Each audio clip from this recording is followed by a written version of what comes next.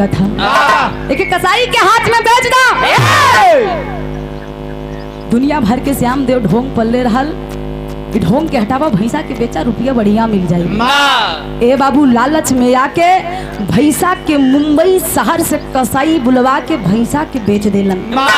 जब भैंसा के कसाई ले गई मुंबई शहर, राती में ए बाबू भैंसा के बांध के, बाबूजी बस कहानी 2 मिनट बचल बा। भैंसा ए भैया कहल गईल बा गावल बजावल तब सफल होला जब जौने उपलक्ष्य में आवा, अगर उपलक्ष्य के गीत गावा तब। तनी से 5 मिनट के लोकगीत है गुरुजी, उपलक्ष्य के गीत भी बा। अब साखी में कहना है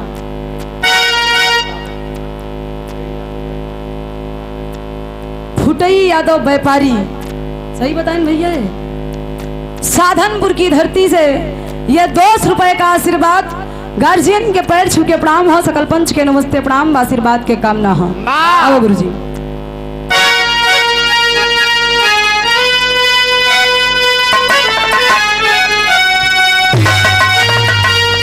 अरे यादव श्याम देव थे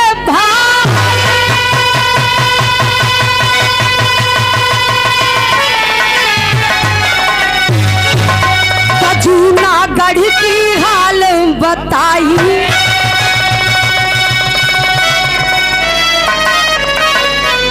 अच्छा रावई भैंस गए हैं एक दिन नदी किनार।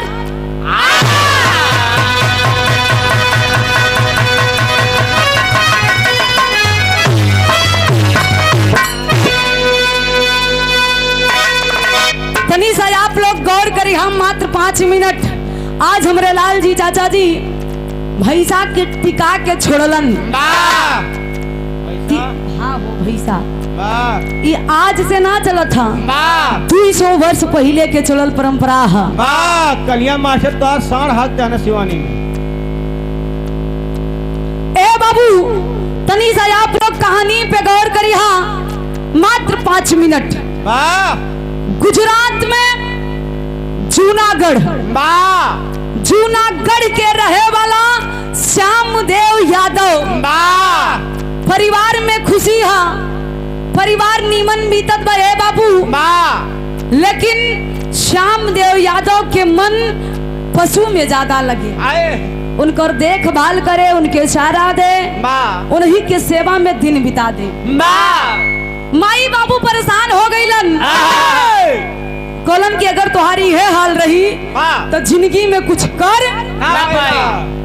श्याम देव यादव के बात एकदम दिल में लग गई। ए भैया ओके रोका, बतिया एकदम दिल में धस गई। ले बाबू खलन की जगह अगर हम पशु अपने पशुओं के सेवा ना कर पाई तो हम यहाँ रह के का करब। माई बाबू से हथवा जोड़ के निवेदन कैलन, हे बाबू खलन की ए माई ए बाबू जी निवेदन करत है आपसे कि हमरा के मात्र 2-4 गो भैंस देता, हम वो भैंसिया के साथे अपने जंगल में जीवन के अपने बिता दे। बाबू खिसिया के 5 गो भैंस दे देलन। अच्छा जब लड़का गलत रास्ता पे चलत है, माई बाबू सोचिए कि जाए सारे जोन करत है करे दा, खुदा सुधर जाई 2 दिन में। अब उनके का लगल की बात एकदम दिल में लगल है, 5 गो भैंस देलन, हुए भैंसिया के लेके नदी के तीर पे जाके अपन जिंदगी व्यतीत करे लगलन। और वही 5 में से एक भैंस बच्चा देले बा।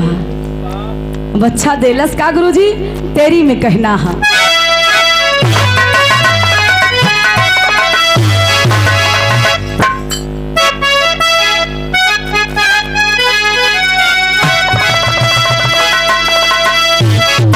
अरे जिकरिया पाड़ा पीर के सुना, अरे जिकरिया पाड़ा पीर के सुना, तो मंदिर सताधार बाजा पाड़ा पीर के सुना।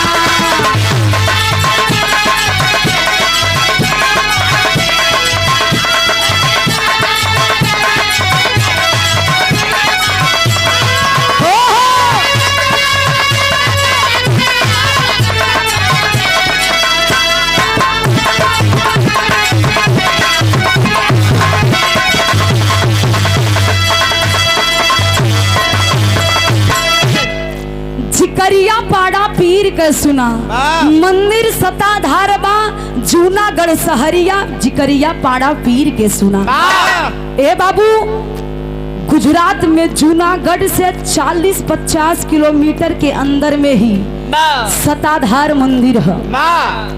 वही मंदिर के कहानी बा ए बाबूजी। अब जाके श्याम देव यादव भैंसियन के चरावा था, एक थे भैंस वही में से बच्चा कैलस पड़वा। जब पड़वा बच्चा कैलस 1 दिन 2 दिन बीत गई बाबूजी, लेकिन भैंस दूध के ना छोड़लस। अब श्याम देव यादव के चिंता बा अगर भैंसिया दूधवा ना देई ती पाड़ा के कैसे हम पालब, जंगलवा में केकरा से हम जाके दूध मांगब। बैठ के वही सताधार मंदिर पे अर्जी लगावत हुआ कि जे के हुआ बाप ही लोग मदद करा। अगर ये पाड़ा मर जाई तो एमे हमार कुछ ना जाई, कहे से कि हम बेबस ही लाचार ही। विचार करत है गुरुजी इलाहाबादी गीत बा।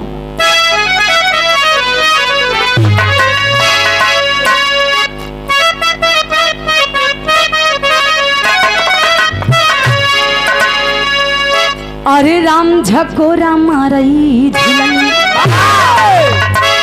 इलाहाबाद के महान हस्ती स्वर्गीय जनाब हैदर अली गुरुजी गीत के बड़ा लहा के गावत हैं। कैसे गुरुजी?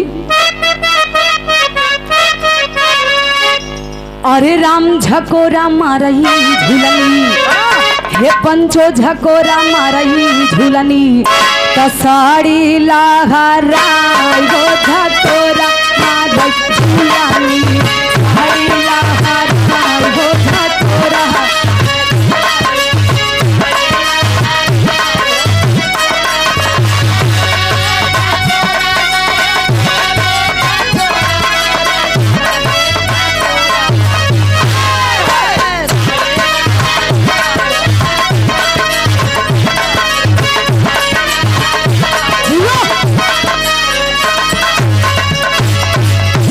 अब श्याम देव यादव विचार करत होइन बैठ के का कैलन।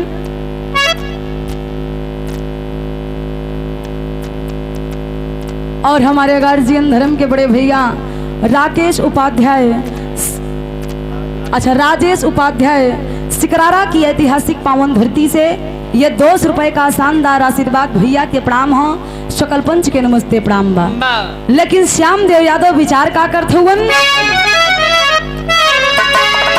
अरे विचार कर मन में, अरे विचार कर मन में तो होई के लाचार हो। विचार कर मन में होई के लाचार हो। विचार कर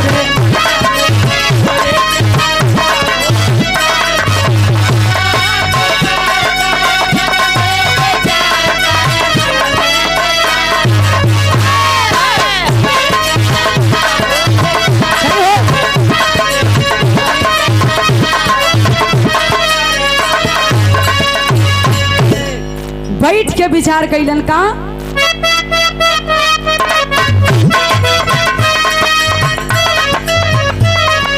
दूध नाही भैंस देली पाड़ा वाला चार हो।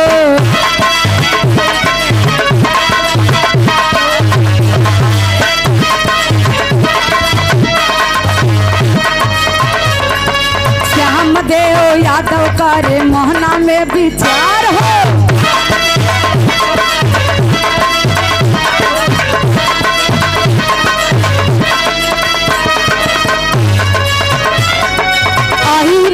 घास बाड़ी भैला घास बाड़ी सुनीला दिलार हो। तार कर होई के तार हो।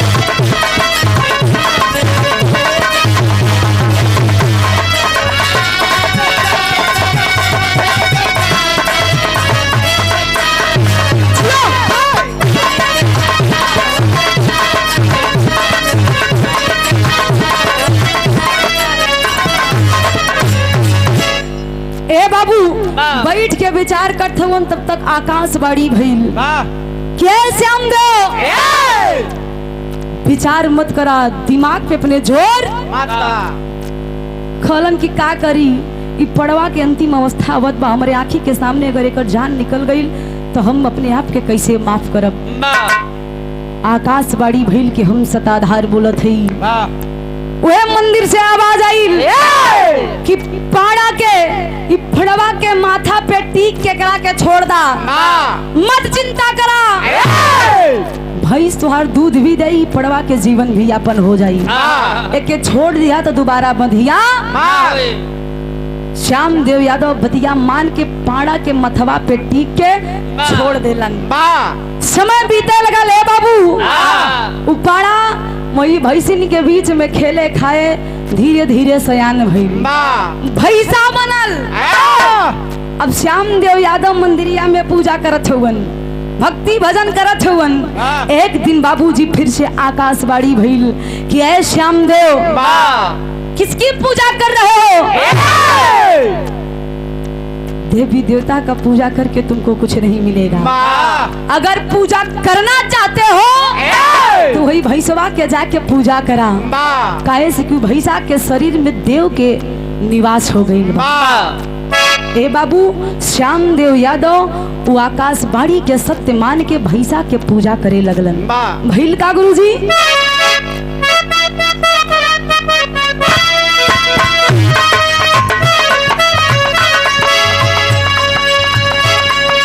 पूजा पाठ करे श्याम मंदिर में जाई।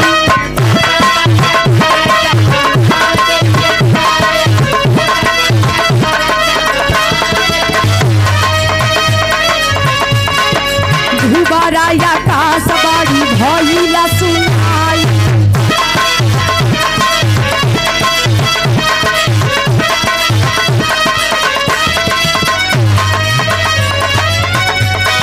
भैंसा के पूजा करा, भैंसा के पूजा करा, माना बकार हो विचार करम, के प्रचार हो विचार करम।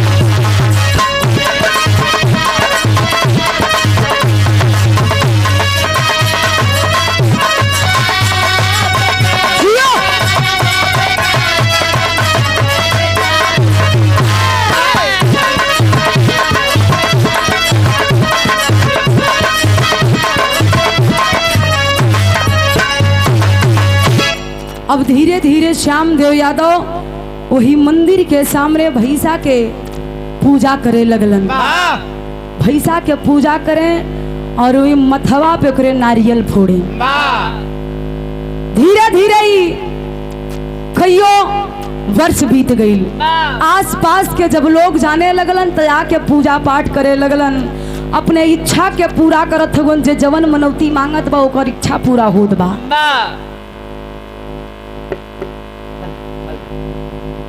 सम्मानित गार्जियन हीरालाल के भतीज बड़े भैया रोहित कांस्टेबल, अच्छा हमारे हीरा भैया के बहुत बहुत सम्मान आशीर्वाद बा। ये बहुत सारा रुपयन के आशीर्वाद भैयन के प्रणाम बा। सकल पंच के नमस्ते प्रणाम हो, आशीर्वाद के कामना बा। ए बाबू हर कोई चाहे महिला हो चाहे पुरुष हो, जेकर भैंस बच्चा ना करत हो, जेकर भैंसी के दूध ना उतरत हो, सबके हुआ के जब वही मनौती मांगे तो सबकी इच्छा पूरा होए लगल। जोर तोर से प्रचार प्रसार होए लगल। समैया बीतत गईल। अरे बाबू श्याम देव यादव के अवस्था आ गई, अपने शरीर के छोड़ के यहाँ परलोक में चल गईलन। जब श्याम देव यादव खत्म हो गईलन तो भैंसा आज निराश होके बैठा। कैसे गुरुजी?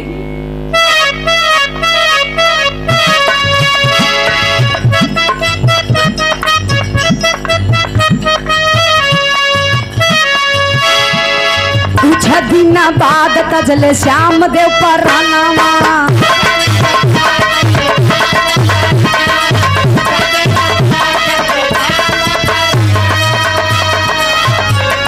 भैंसा के झरा झरा बरसे लाना यानावा।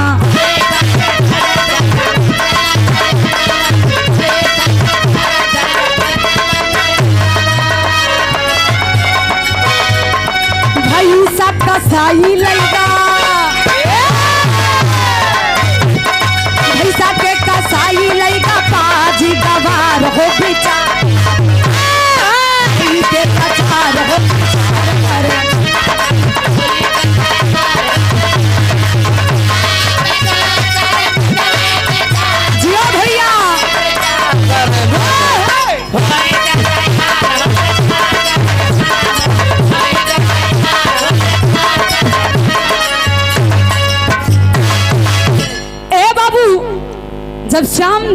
मृत्यु भइल तो भैंसा आज मन मार के बैठल बा।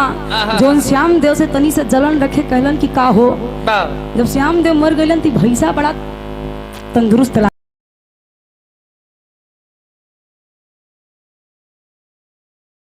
के बांध के आरा लेके जब भैंसा के ऊपर चलौलस तो होत का बा गुरुजी।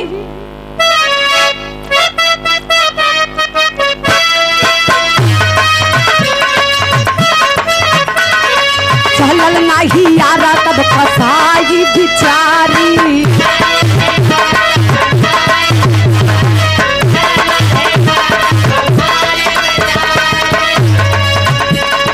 मुंबई से जूनागढ़ आइल बा या नारी।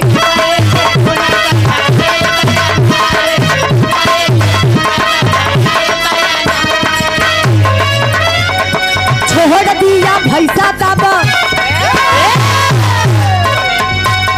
छोड़ दिए भैंसा पूजा कर नारा नार हो के अचार हो पिछाड़ कर।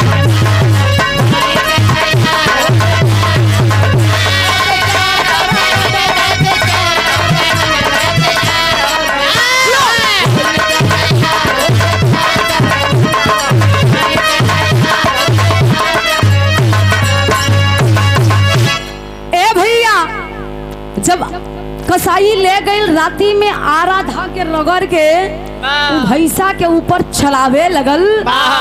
एक आरा लगौलस अरवा जैसे गर्दनमा पे पड़ल तो खट धीना से टूट गई।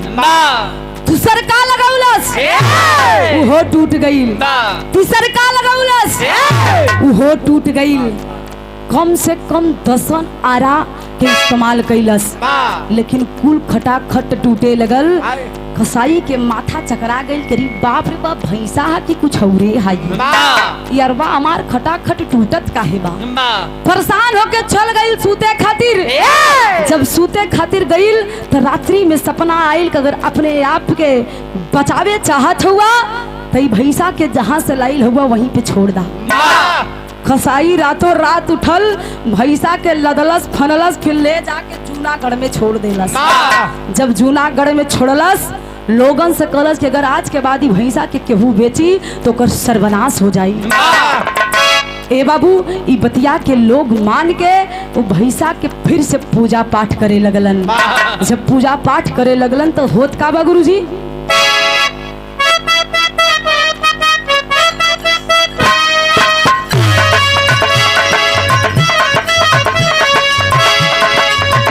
गावा भैंसा तबा भीतल कुछ समैया।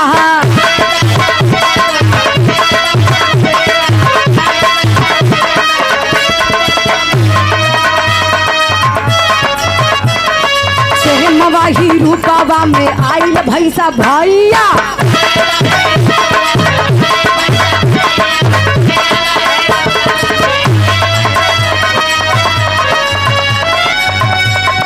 पूजा पाठ करे सब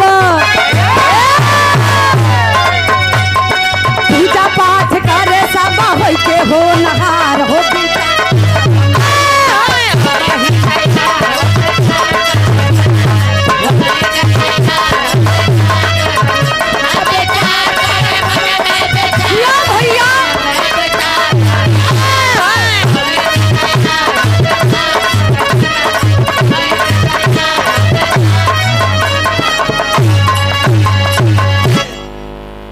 समय के बाद है बाबूजी भैंसा के मृत्यु हो गई। लोग कहलन कि भैंसा के पूजा होत रही भैंसा अगर मर गई तो पूजवा केकर होई। लेकिन किस्मत के देखा जो 5 भैंसियन श्याम देव के रहली वही में से फिर एक भैंस बच्चा कैले सेम वही रूप में फिर से एक भैंसा तैयार भइल। वो भैंसा के टिक के लोग पूजा करे लगलन।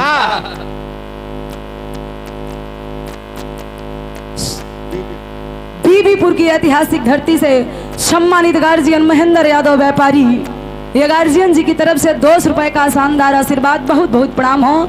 सकल पंच के नमस्ते प्रणाम बा। लगभग आज के 200 वर्ष पुरानी कहानी बा ये बाबूजी।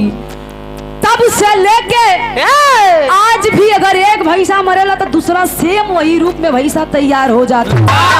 अगर आप लोग के विश्वास ना हो तो सताधार मंदिर के कहानी अगर आप लोग सर्च करवा तो गुजरात में आज भी प्रसिद्ध है।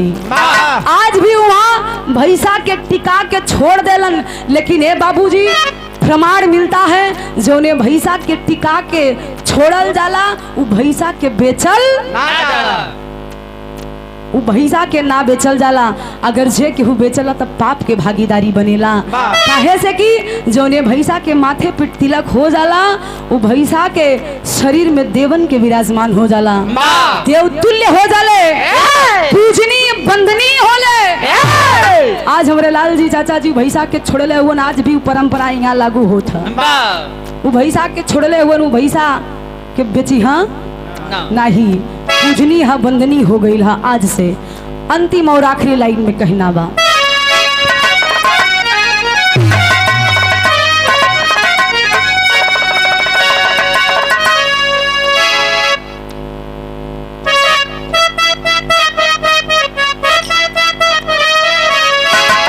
अंतिम लाइन में कहना गुरुजी छाप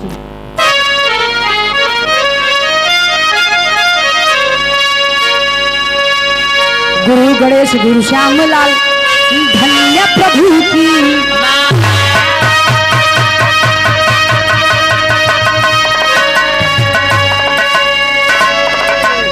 अरे स्वर्ग बसे चंद्रिका कवि बच्चन जी की छाया,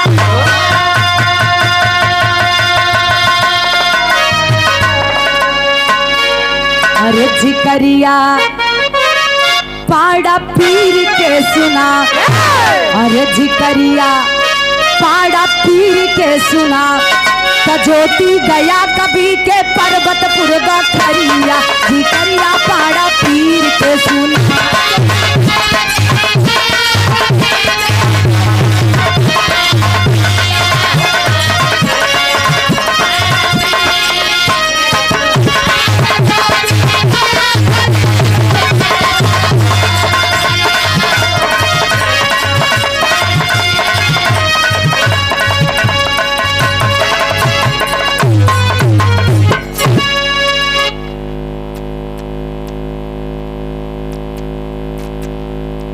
ये देखें